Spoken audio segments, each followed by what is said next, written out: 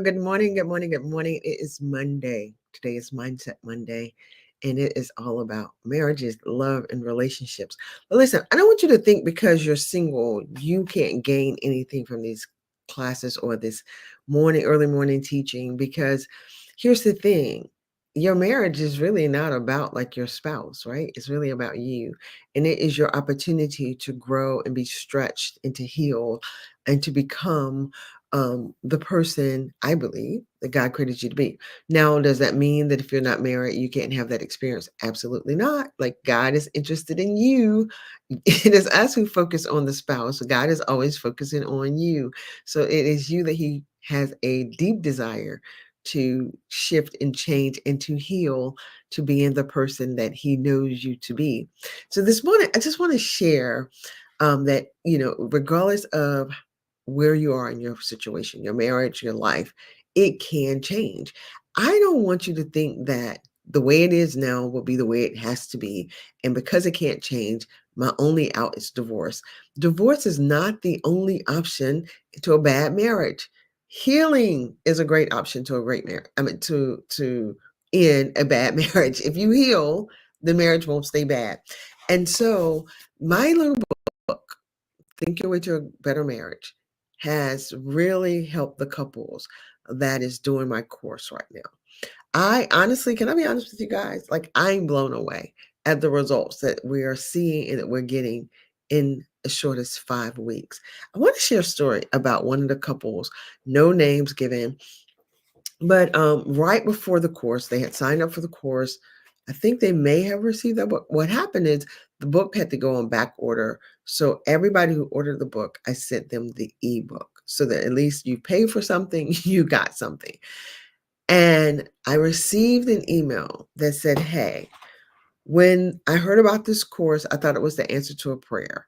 But now I'm thinking that my marriage is in such a bad situation that there's no way it's going to work. So we're not going to take the course. I just want to let you know. And I thought, oh, that's horrible. Like, right. And I was in my feelings like, no, you need to take this course.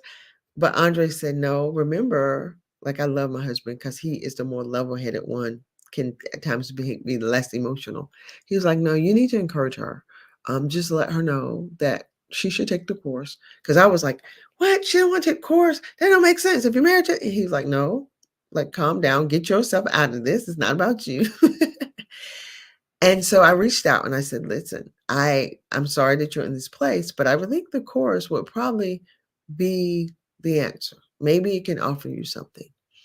And so they decided to show up for the course. Now, to be honest, they haven't made every class, but they showed up last night after having come to a couple of classes, but always doing the work because you do the class, you receive homework.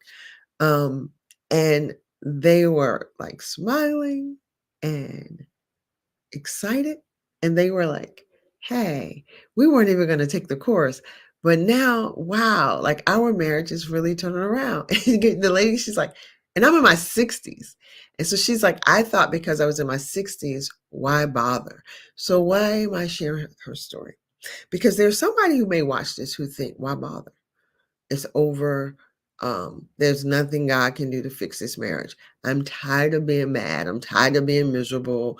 I'm tired of trying and it's not working.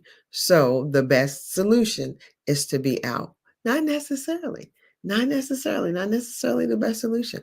The best solution is to do the work, to see if getting out of the marriage is what you really need. What do I mean by that? When Andre and I was in our rough time and we thought this marriage is over, right? Because I'm a big self-help person. I used to listen to Dr. Phil. No, not the crazy Dr. Phil that we know now. Obviously, he was hiding himself. But one of the things he said when he was on Oprah, because I would watch him when he was on Oprah, he said that if you're going to get a divorce, make sure that you've done everything you can, right? So go to therapy, even not so much to save the marriage, go to therapy to end the divorce well. So I was like, okay. So Dre and I, when we was going through a hard time, that's what I said. I said, listen, I'm not promise you I'm going to stay in this marriage, But you go get help. I'm going to go get help. And let's see who we're going to be on the other side of this to see if we want to end the marriage. So at least we can say to the kids, hey, mom and dad tried all we can. This isn't going to work and the marriage is going to end. What we learn about ourselves in therapy, in the counseling, in the coaching was enough to shift our marriage. So what I'm telling you is it is not about your spouse. Your worst marriage is not about your spouse unless you are being abused. If you are being abused verbally, emotionally, physically, get out and run, right? Because healing does not require both of you all to show up. If you're in an abusive situation, your spouse, whoever the abuser is, they need help and you need help. It is not just, I'm going to pray and God is going to stop this and he's going to heal it. Our God is a God of like principles and discipline and order and not being, but then doing. So we be with him so that we get the strength, the wisdom, the courage, the knowledge, the information to go do the thing he's requiring us to do. So healing is not just, I'm going to pray and then God is going to heal it. No, oftentimes it's, I'm going to pray.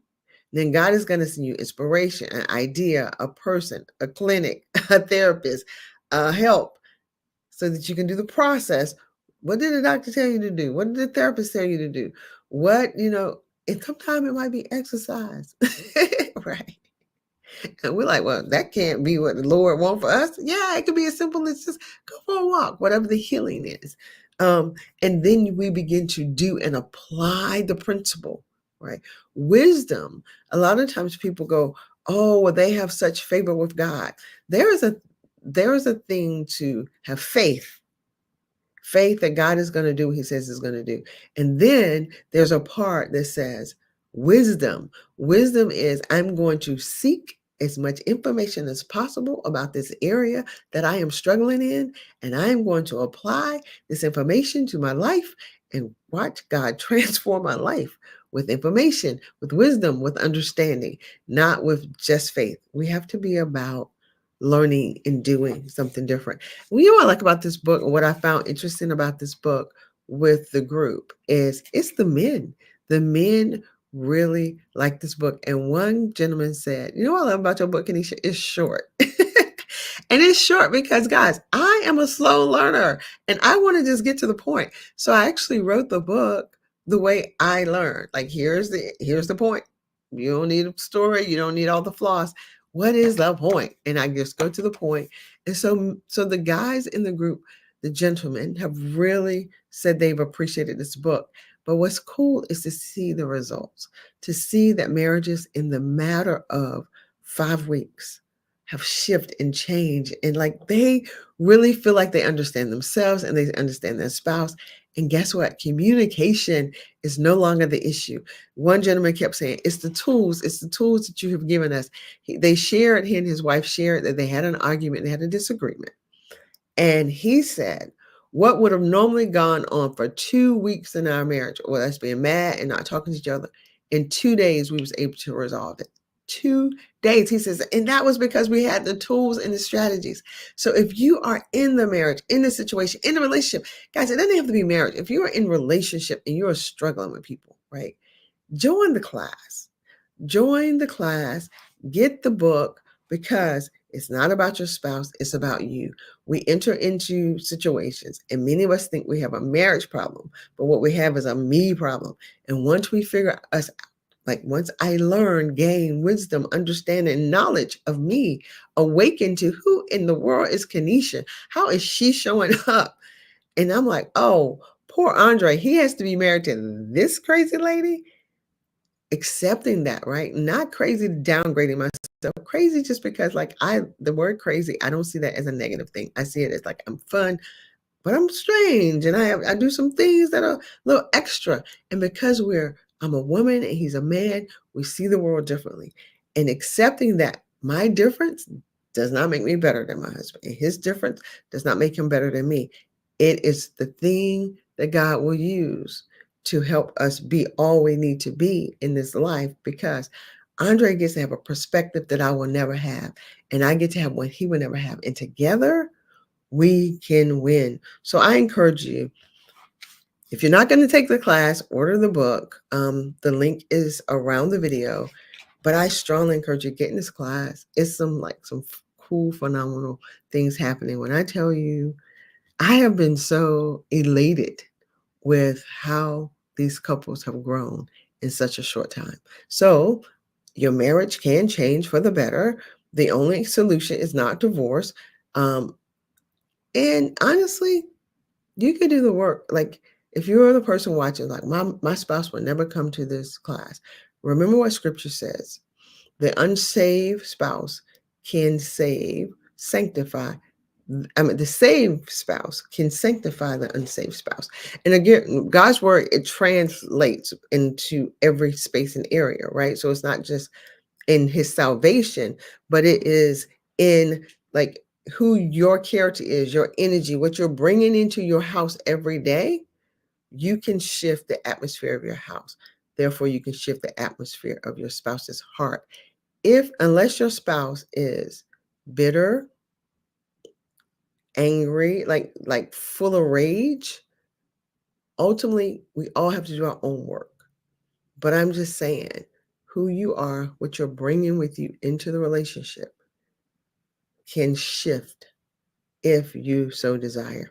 So I pray that this message bless you. I pray that before you give up on anything, that you will get some outside help, understanding you so that even if you have to end the marriage, end the relationship, end the job, whatever that thing is that you need to end, do it from a place of love, peace, joy, and wisdom instead of sadness, anger, regret, frustration, hurt, right? Because when we're in that space of hurt and anger and frustration, we want out. And I understand that, but I encourage you you can leave a situation well by doing the work, the emotional work that's required, so that when you leave with peace and joy and you say, listen, I've done all I can.